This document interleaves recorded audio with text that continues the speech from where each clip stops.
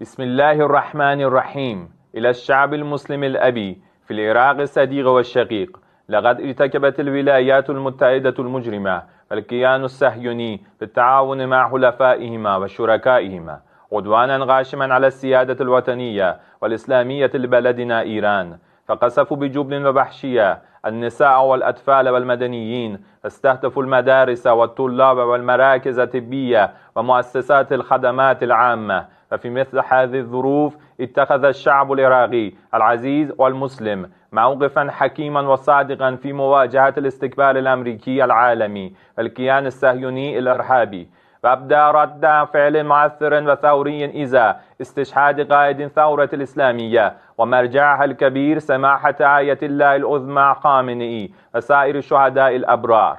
ونقولها بالصدق: إن الشعب الإيراني لم يكن وحيدا، فقد كنا نخوض المعركة، فكانت ولا تزال قلوبكم ودموعكم ومواقفكم الصلبة معنا، فكان دعمكم وسيظل باعثا لنا على مزيد من العزم والثبات لمواصلة النضال. نرفع أكف الدعاء لنجاحكم في مواجهة أمريكا المجرمة ووكلائها، ونسأل الله تعالى أن يسدد خطاكم ويكلل مساعيكم بالنصر، وإن مواقفكم وأفعالكم ستسجل في صفحات التاريخ. ونعلن هنا أن العراق الشقيق مستثنى من أي قيود فرضناها في مضيق هرمز، إذ لا تشمل تلك القيود إلا الدول المعادية. ونحن نكن احتراما بالغا لسيادة العراق الوطنية، فأنتم أمة تحمل على صدرها ندوب الاحتلال الأمريكي وآثاره، وكفاحكم في مواجهة أمريكا جدير بالتقدير والإجلال.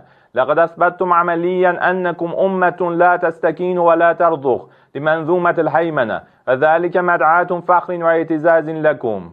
وإن تطورات اليوم إلى جانب ما قدمتموه من عون ومساندة يمكن أن تهيئ للعراق فرصة تاريخية لإنهاء الوجود الأمريكي المفروض على أراضيه، وتحقيق أمن مستدام ووضع حد لنهب الثروات العراقية الهائلة على يد الولايات المتحدة. ويرفع الشعب الإيراني أسمع آيات الإجلال والإكرام إلى أرواح شهداء الشعب العراقي البطل، ولا سيما شهداء فصائل المقاومة والحشد الشعبي، ويبتهل إلى الله تعالى أن يلهم ذويهم الكرام الصبر والسلوان. كما يوجه التحية إلى مقاتلي فصائل المقاومة وإلى الشعب العراقي الواعي وإلى أبناء العشائر الأبية في العراق، ونسأل الله لكم دوام التوفيق والسداد. ونثمن عاليا مواقف العلماء والفقهاء الأجلاء في العراق، ولا سيما المرجعية الشيعية العليا، ودعمهم للشعب الإيراني ومواقفهم الثابتة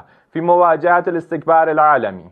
يا الشعب العراقي العزيز، إنكم مصدر عز للمسلمين في العالم، فاعتزوا بشجاعتكم وصمودكم. إن الشعبين الإيراني والعراقي يقفان في خندق واحد، فسيحققان يدا بيد النصر في هذه المعركة التاريخية ضد العدو الحاقد والشيطان الأكبر أمريكا ووكلائها، وضد إسرائيل قاتلة الأطفال، فسيذوقان طعم النصر المؤزر برعاية المولى جل وعلا إن شاء الله. وفي الختام نستحضر في أذهاننا عهد الشهيد الصادق زهير بن قين رضوان الله عليه، الذي تجسدت فيه روح التضحية الفدائية في نصرة الحق، حيث خاطب الإمام الحسين عليه السلام قائلا: والله لوددت أني قتلت ثم نشرت ثم قتلت حتى أقتل هكذا 1000 مرة، وأن الله يدفع بذلك القتل عن نفسك وعن أنفس هؤلاء الفتيان من أهل بيتك.